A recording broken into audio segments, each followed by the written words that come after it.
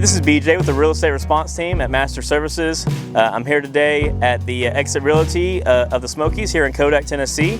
Going to be doing a lunch and learn today, just kind of going over how we are designed to specifically help homeowners, buyers, sellers, agents get to the closing when a home inspection comes up with an issue that needs to be addressed. So we're here to do things effectively, efficiently, and make it as easy as possible for the whole process moving forward. So.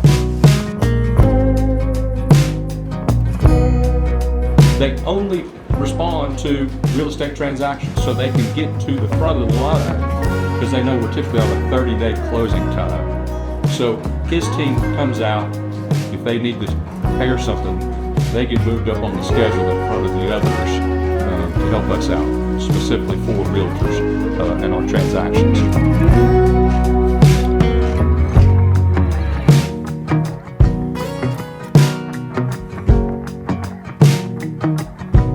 BJ could have told me anything that day. He could have said, hey, we're going to have to put piers and all this other stuff in. He was honest and upfront from the very beginning.